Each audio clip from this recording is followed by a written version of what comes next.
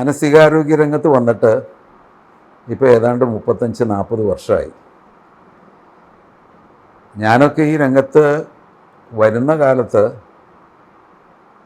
മാനസികാരോഗ്യ വിദഗ്ധർ എന്ന് പറഞ്ഞാൽ തന്നെ ഒരല്പം മാനസിക പ്രശ്നങ്ങളുള്ള ആളുകളാണെന്നൊക്കെയുള്ള ചില ധാരണകളുണ്ടായിരുന്ന കാലഘട്ടമായിരുന്നു.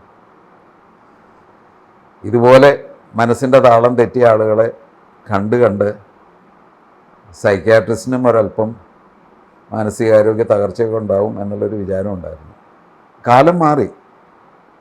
അന്നത്തെ കാലത്തെ അപേക്ഷിച്ചിട്ട് മനസ്സ് എന്ന് പറയുന്നത് തലച്ചോറിൻ്റെ ഒരു പ്രവർത്തനമാണെന്ന് ഏതാണ്ട് സ്ഥിരീകരിക്കപ്പെട്ടു കഴിഞ്ഞിരിക്കുന്നു. തലച്ചോറിനെക്കുറിച്ചിട്ടുള്ള ഗവേഷണങ്ങളിലെല്ലാം നമ്മൾ ചിന്തിക്കുമ്പോൾ തലച്ചോറിൻ്റെ ഏത് ഭാഗമാണ് പ്രവർത്തിക്കുന്നത്, നമ്മൾ സങ്കടപ്പെടുമ്പം ഏത് ഭാഗമാണ് പ്രവർത്തിക്കുന്നത്, ഇതെല്ലാം വളരെ കൃത്യമായിട്ട് അറിയാം. മനസ്സിൻ്റെ ഭാവങ്ങളോടൊപ്പം തന്നെ ശരീരത്തിലും അതിൻ്റെ പ്രതിഫലനങ്ങൾ ഉണ്ടാവാറുണ്ട്. പരീക്ഷയ്ക്ക് പോകുന്നൊരു കുട്ടിക്ക് ആധി മൂക്കുമ്പം എന്തിനാണ് നെഞ്ചിടിക്കുന്നത്? എന്തിനാണ് ടോയ്ലറ്റിൽ അടിക്കടി പോകണം തോന്നുന്നത്? നാവും ചുണ്ടും വരലുന്നത്? അടിസ്ഥാന പ്രശ്നം ആധിയാണ്. പക്ഷെ ആദിക്ക് ശാരീരിക ഭാവങ്ങളുമുണ്ട്. ഇതൊക്കെയാണെങ്കിലും ധാരാളം പേർക്ക് മാനസിക രോഗം എന്ന് പറയുന്നത് എന്തോ മോശം കാര്യമാണ് എന്നുള്ളൊരു ധാരണയുണ്ട്. അതുകൊണ്ട് തന്നെ പലപ്പോഴും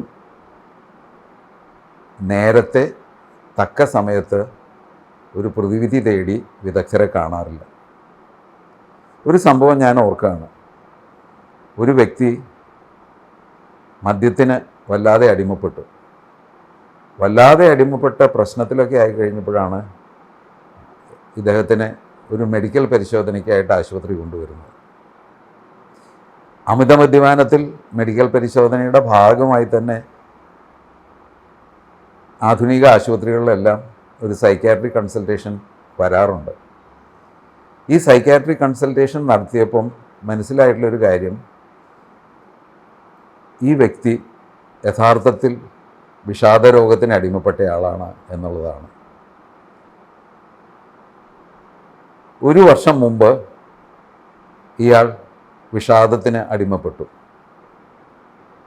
ഇദ്ദേഹത്തിൻ്റെ കുടുംബ പശ്ചാത്തലത്തിൽ വിഷാദം ഉണ്ടാവുകയും ആ വിഷാദത്തിൻ്റെ ഫലമായിട്ട് ആത്മഹത്യ ചെയ്യുകയും ചെയ്തിട്ടുള്ള വ്യക്തി ഉണ്ടായിരുന്നു. അപ്പോൾ ജനിതകമായിട്ടുള്ളൊരു പശ്ചാത്തലം ഉണ്ടായിരുന്നു. ഈ വ്യക്തിക്ക് വിഷാദം വരാനായിട്ട് ഒരു നിസ്സാരമായിട്ടുള്ള ഒരു ഘടകം മാത്രമേ ഉണ്ടായിരുന്നുള്ളൂ.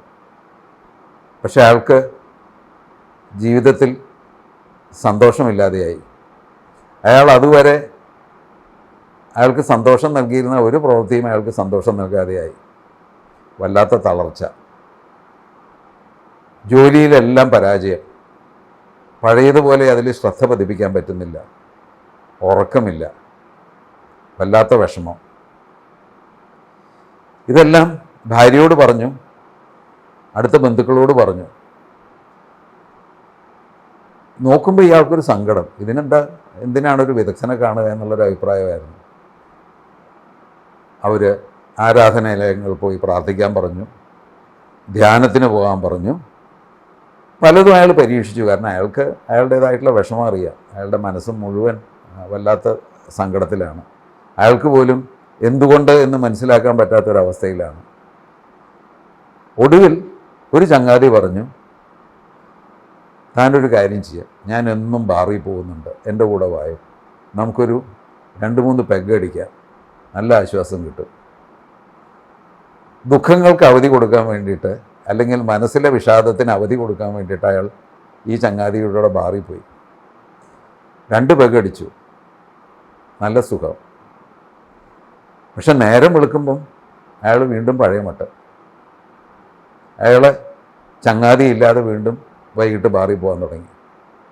2 പെഗ് അടിച്ചിട്ട് ആ സുഖം കിട്ടുന്നില്ല. പതിയെ അയാൾ 4 പെഗ്ഗാക്കി. 4 പെഗ് അടിച്ചിട്ട് താൽക്കാലിക സുഖം കിട്ടിയിട്ട് രാവിലെ ആകുമ്പോൾ വീണ്ടും വിഷാദം. ഒന്നിനും ഉത്സാഹമില്ല, സന്തോഷമില്ല, ജോലി ചെയ്യണമെന്നുള്ള ആഗ്രഹമില്ല, തൊഴിലിടത്തേക്ക് പോകാൻ തോന്നുന്നില്ല. എന്തു ചെയ്യും? അയാൾ രാവിലെ ബാറിൽ പോകാൻ തുടങ്ങി. ഇങ്ങനെ പതിയെ പതിയെ ആണ് അയാൾ മദ്യപിക്കുന്നതിൻ്റെ അളവ് കൂടി, അയാൾ മദ്യത്തിന് അടിമപ്പെട്ടു. വല്ലാതെ അളവ് കൂടി കഴിഞ്ഞ ഒരു സാഹചര്യത്തിൽ അയാൾക്ക് തോന്നി ഇത് ശരിയാവില്ല, നിർത്തണം. നിർത്താൻ വേണ്ടി അയാൾ ശ്രമിച്ചപ്പോൾ അയാളുടെ കൈ വിറയ്ക്കാൻ തുടങ്ങി. കൈവിറ മാറാൻ വേണ്ടി വീണ്ടും മദ്യപിക്കാൻ തുടങ്ങി. 1 വർഷം കൊണ്ട് അയാളുടെ കരളിന് ഗുരുതരമായിട്ടുള്ള രോഗം ബാധിച്ചു. അങ്ങനെയാണ് ആശുപത്രിയിലെത്തിയത്. അയാളെ വേണമെങ്കിൽ ഒരു കുടിയൻ എന്ന് മുദ്ര ചാർത്തി വേണമെങ്കിൽ മാറ്റി നിർത്താം. മദ്യപനെ പോലും അങ്ങനെ മാറ്റി നിർത്താൻ പാടില്ല. കാരണം അമിത മദ്യപാനിയാവുന്ന ഒരു വ്യക്തിയെ സംബന്ധിച്ചിടത്തോളം ഒരു ഘട്ടം കഴിഞ്ഞാൽ അത് തലച്ചോറിൻ്റെ ഒരു അസുഖമായിട്ട് മാറുകയാണ്. അപ്പോൾ ആൽക്കഹോളിക്കിനെ പോലും ഒരു മെൻ്റൽ ഹെൽത്ത് പേഴ്സ്പെക്റ്റീവിൽ ഒരു രോഗിയാണ് എന്നുള്ള രീതിയിൽ മനുഷ്യത്വത്തോടെ കണ്ട് പ്രതിവിധി നൽകണം എന്നുള്ളതാണ് തത്വം. എന്തായാലും ഇയാളുടെ രോഗചരിത്രത്തിൽ വിശദമായി പരിശോധിച്ചപ്പോൾ അയാളെ അമിത മദ്യപാനിയാക്കിയത് ഒരു വിഷാദ രോഗാവസ്ഥയാണെന്ന് കണ്ടെത്തി. ബന്ധുക്കൾക്കിത് വിശ്വസിക്കാൻ പറ്റില്ലായിരുന്നു. പക്ഷെ കാര്യങ്ങൾ കൃത്യമായി പറഞ്ഞു കൊടുത്തപ്പം അവർക്ക് വിശ്വസിക്കുക അല്ലാതെ നിവൃത്തിയില്ല. ആ വ്യക്തിയെ സംബന്ധിച്ചിടത്തോളം ആ വ്യക്തിയുടെ അടിസ്ഥാനപരമായിട്ടുള്ള വിഷാദ രോഗത്തിനുള്ള ചികിത്സ നൽകിയതോടെ അയാൾ മദ്യത്തിൽ നിന്നും വിമുക്തനായി, വിഷാദ രോഗത്തിൽ നിന്നും വിമുക്തനായി. പലപ്പോഴും മാനസികാരോഗ്യ തകർച്ചകൾ തിരിച്ചറിയപ്പെടാതെ പോകുന്നുണ്ട്. ഒരു മാനസികാരോഗ്യ തകർച്ച ഉണ്ടായാൽ, പ്രത്യേകിച്ച് വിഷാദം, ഉത്കണ്ഠ തുടങ്ങിയിട്ടുള്ള കാര്യങ്ങളായാൽ ആളുകൾ സഹായം തേടാൻ മടിക്കും. എന്നാൽ മനസ്സിൻ്റെ സമനില തെറ്റുന്ന രീതിയിൽ പരസ്പര ബന്ധമില്ലാതെ വർത്തമാനം പറയുക, വയലൻ്റ് ആവുക, വല്ലാത്ത അമ്പരപ്പിക്കുന്ന പെരുമാറ്റങ്ങൾ കാണിക്കുക, ഇത്തരം സന്ദർഭങ്ങളിലൊക്കെ അതിവേഗം കൊണ്ടുപോയി വിദഗ്ധരെ കാണിക്കും.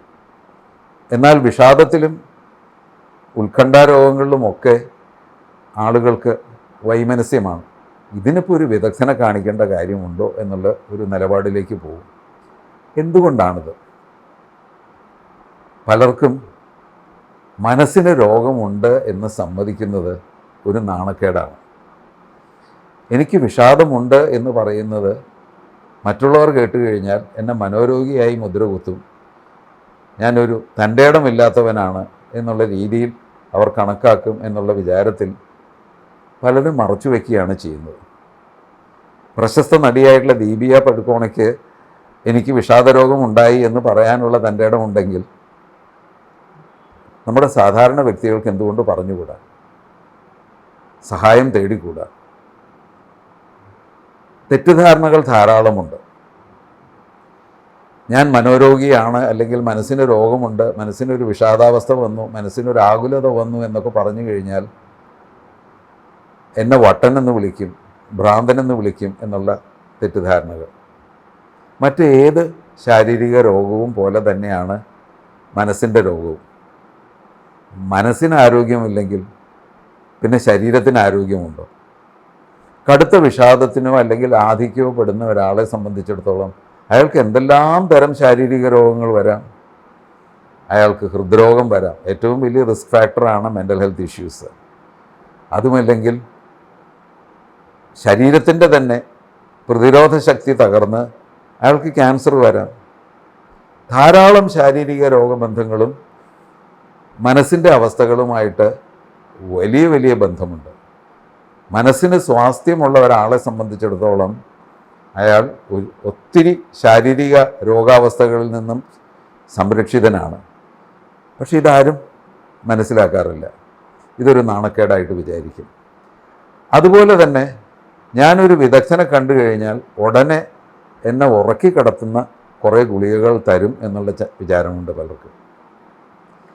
ആധുനിക മാനസികാരോഗ്യ ശാസ്ത്രത്തിൽ പാർശ്വഫലങ്ങളില്ലാതെ ഉറക്കിക്കിടത്താത്ത നമ്മുടെ ദൈനംദിന ജോലികൾ വളരെ കൃത്യമായി ചെയ്യാൻ നമുക്ക് ഉതകുന്ന വിധത്തിലുള്ള പുതിയ ഔഷധങ്ങൾ ലഭ്യമാണ്.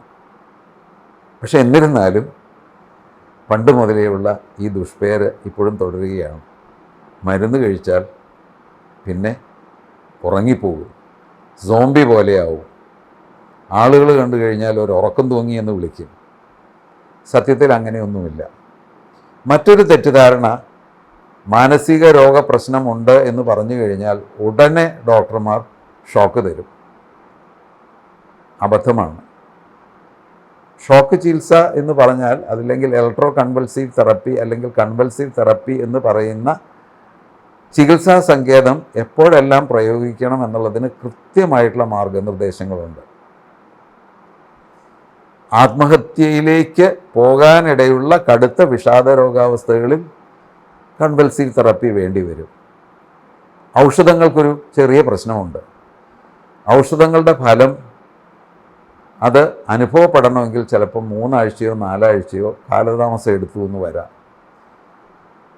ഞാൻ ആത്മഹത്യ ചെയ്യും എന്ന തീവ്രമായ ചിന്തയുള്ള ഒരു കടുത്ത വിഷാദരോഗിയെ സംബന്ധിച്ചിടത്തോളം ഈ 3-4 ആഴ്ച കാത്തിരിക്കുക എന്ന് പറയുന്നത് അപകടകരമായിരിക്കും. അതുപോലെ ശ്രദ്ധിക്കാൻ ആളില്ലെങ്കിൽ, ഇനി ശ്രദ്ധിക്കാൻ ആളുള്ള സന്ദർഭത്തിൽ പോലും കണ്ണു വെട്ടിച്ച് ചിലപ്പം അയാൾ ആത്മഹത്യ ചെയ്യാൻ പോയേക്കാം. അപ്പോൾ ആ കാലതാമസം തടയാൻ വേണ്ടിയിട്ടുള്ള ഒരു പ്രതിവിധി എന്നുള്ള നിലയിൽ കൺവൾസീവ് തെറപ്പി നിർദ്ദേശിക്കപ്പെടുന്നുണ്ട്. മനസ്സിൻ്റെ അസ്വാസ്ഥ്യമായിട്ട് ചെല്ലുന്ന എല്ലാ ആളുകൾക്കും ഷോക്ക് തെറപ്പി നൽകും എന്ന് പറയുന്നത് തെറ്റിദ്ധാരണയാണ്. ആളുകൾ മാനസിക രോഗവുമായി വിദഗ്ധരെ കാണുന്ന ആളുകളെ ഒരു പ്രത്യേക കണ്ണുകളിലൂടെ കാണുന്നു എന്നുള്ളതാണ് മറ്റൊരു പ്രശ്നം. ഇതൊരളവ് വരെ ശരിയാണ്. ഇതിന് പൊതുസമൂഹത്തിൻ്റെ കാഴ്ചപ്പാടാണ് മാറേണ്ടത്. ഒരു വ്യക്തിയുടെ മനസ്സിന് ഒരാകുലതയോ അല്ലെങ്കിൽ ഒരു പ്രശ്നമോ ഉണ്ടായാൽ അതിൽ നിന്ന് അയാൾ മുക്തി നേടാനുള്ള ഒരു വിദഗ്ധ സഹായം തേടിക്കഴിഞ്ഞാൽ അയാളെ എന്തിന് വ്യത്യസ്തമായിട്ടുള്ള കണ്ണിലൂടെ കാണണം? എത്രയോ മാനസിക പ്രശ്നങ്ങളുള്ള വ്യക്തികൾ ഉചിതമായ സഹായം തേടി ഉത്തരവാദിത്തപ്പെട്ടുള്ള സ്ഥാനങ്ങളിൽ പ്രവൃത്തി ചെയ്യുന്നു. എത്രയോ സാഹിത്യകാരന്മാർക്ക് ഈ തരത്തിലുള്ള മാനസിക പ്രശ്നങ്ങൾ ഉണ്ടായിട്ടുണ്ട്. അതിനെല്ലാം പരിഹാരം നേടി അവർ ഉത്തമമായിട്ടുള്ള സാഹിത്യ സൃഷ്ടികൾ നടത്തിക്കൊണ്ടിരിക്കുന്നു. അപ്പോൾ ഒരാൾ വിദഗ്ധ സഹായം തേടുന്നു എന്നുള്ളത് ആ ആളെ നീ എന്താ ഇവിടെ, നിനക്ക് എന്ത് പറ്റി എന്നുള്ള രീതിയിൽ ഒരു മുദ്ര ചാർത്തുന്നത് പോലെ കാണുക എന്ന് പറയുന്നത് വലിയ തെറ്റാണ്. പൊതുസമൂഹം മാറേണ്ടിയിരിക്കുന്നു. ആളുകൾ സ്വതന്ത്രമായ മനസ്സോടെ ഒരു മടിയുമില്ലാതെ എനിക്ക് ഒരു മാനസിക പ്രശ്നമുണ്ട്, ഞാനതിന് പരിഹാരം തേടുകയാണ് എന്ന് ധൈര്യത്തോടെ ഒരു കാർഡിയോളജിസ്റ്റിനെയോ ഒരു ന്യൂറോളജിസ്റ്റിനെയോ കാണുന്നത് പോലെ തന്നെ ഒരു മാനസികാരോഗ്യ വിദഗ്ധനെ കാണുന്ന ഒരു സാഹചര്യം ഒരുക്കേണ്ടത് പൊതുസമൂഹമാണ്. ഇല്ലെങ്കിൽ ഒരു പക്ഷേ ചികിത്സിക്കപ്പെടാത്ത ഒരു മാനസിക രോഗം കൊണ്ട് ആത്മഹത്യയിലേക്കോ അതല്ലെങ്കിൽ ഒരു കുറ്റകൃത്യത്തിലേക്കോ പോകാൻ പോകുന്നത് നിങ്ങളുടെ തന്നെ പ്രിയപ്പെട്ട ഒരാളായിരിക്കാം. കാരണം നിങ്ങളുടെ ഒരു മാനസികമായിട്ടുള്ള ഒരു സമീപനം അയാളെയും ഒരു പക്ഷേ ഒരു വിദഗ്ധ സഹായം തേടുന്നതിൽ നിന്ന് പിന്തിരിപ്പിച്ചു എന്ന് വരാം. ചികിത്സ എടുത്തു കഴിഞ്ഞാലും പ്രശ്നങ്ങളുണ്ട്. പല ആളുകളെ സംബന്ധിച്ചിടത്തോളം ചികിത്സ എടുത്ത് രോഗശാന്തി വന്നു കഴിഞ്ഞാൽ പിന്നെ ഈ ഡോക്ടറെ കാണുക അല്ലെങ്കിൽ മാനസികാരോഗ്യ വിദഗ്ധനെ കാണുക എന്ന് പറയുന്നതിലൊരു വൈമനസ്യം വരുന്നുണ്ട്. പലപ്പോഴും ചികിത്സ പകുതിയാകുമ്പോൾ നിർത്താറുണ്ട്. ചികിത്സ എന്ന് പറയുമ്പം ഔഷധ ചികിത്സ മാത്രമല്ല, അങ്ങനത്തെയും ഒരു തെറ്റിദ്ധാരണയുണ്ട്. ചില രോഗാവസ്ഥകളിൽ ഔഷധം വേണ്ടി വരില്ല. മനഃശാസ്ത്രപരമായിട്ടുള്ള ചില ചികിത്സാ സങ്കേതങ്ങൾ ഉപയോഗിച്ചാലും മാറാവുന്നതാണ്. ചില സന്ദർഭങ്ങളിൽ ഔഷധങ്ങളും മനഃശാസ്ത്രപരമായിട്ടുള്ള സങ്കേതങ്ങളും സമന്വയിപ്പിച്ചാണ് ചികിത്സ. അപ്പോൾ എന്ത് തരം ചികിത്സയാണ് എന്ന് അറിയണമെങ്കിൽ അത് ഈ വ്യക്തിയെ കണ്ട് വിശകലനം ചെയ്താൽ മാത്രമേ അറിയുകയുള്ളൂ. എല്ലാവരും മാനസികാരോഗ്യ വിദഗ്ധ പറയുന്ന കാലയളവിലേക്ക് കൃത്യമായിട്ട് ചികിത്സയ്ക്കായിട്ട് വരേണ്ടതുണ്ട്. പക്ഷെ ഒരു ഘട്ടം കഴിയുമ്പോൾ പിന്തിരിയുമ്പം ഉണ്ടാകുന്ന പ്രശ്നം എന്താണെന്ന് വെച്ച് കഴിഞ്ഞാൽ പലപ്പോഴും രോഗം വീണ്ടും തീവ്രതയോടെ വരുന്നു. ഈ അവസ്ഥ നിങ്ങൾക്ക് കൂടുതൽ വ്യക്തമാകാൻ വേണ്ടിയിട്ട് ഞങ്ങൾ പറയാറുള്ളൊരു കാര്യം നാറാണത്ത് ഭ്രാന്തൻ്റെ കഥയാണ്. ഞങ്ങൾ മാനസികാരോഗ്യ ചികിത്സകർ ഏതാണ്ട് നാറാണത്ത് ഭാരാന്തൻ്റെ അവസ്ഥയിലാണ്. ഈ കണ്ട തെറ്റിദ്ധാരണകളും അബദ്ധധാരണകളെ എല്ലാം മറികടന്ന് കാര്യങ്ങളൊക്കെ പറഞ്ഞ് മനസ്സിലാക്കി വളരെ കഷ്ടപ്പെട്ടിട്ട് ഈ രോഗിയെ രോഗശാന്തിയുടെ കുന്നിലേക്ക് ഒരു കല്ല് ഉരുട്ടി കയറ്റണ ഒരു ക്ലേശത്തോടെയാണ് ഞങ്ങൾ ഇവരെ കയറ്റി വിടുക. ഈ രോഗശാന്തിയുടെ ഘട്ടം എത്തിക്കഴിഞ്ഞു കഴിഞ്ഞാൽ പിന്നെയും ഈ അന്ധവിശ്വാസങ്ങളുടെയും അബദ്ധധാരണകളുടെയും തെറ്റിദ്ധാരണകളുടെയും ഒക്കെ ഫലമായിട്ട് ഈ രോഗശാന്തിയെ ഈ സമൂഹമോ അല്ലെങ്കിൽ രോഗിയോ വളരെ ലാഘവ ബുദ്ധിയോടെ ഉരുട്ടി താഴേക്കിടും. കല്ല് ഉരുണ്ട് ഉരുണ്ട് വീണ്ടും രോഗാവസ്ഥയിലേക്ക് വീഴും. പലപ്പോഴും ഇത്തരം പ്രതിസന്ധികൾ നമ്മൾ അഭിമുഖീകരിക്കാറുണ്ട്. എല്ലാവരും ഓർക്കേണ്ട ഒരു കാര്യം, മനസ്സിൻ്റെ രോഗം എന്ന് പറഞ്ഞാൽ മറ്റേത് രോഗം പോലെയാണ്. അവരെ വേർതിരിക്കാൻ പാടില്ല. അവരെ വിദഗ്ധ സഹായം തേടാൻ പ്രേരിപ്പിക്കണം.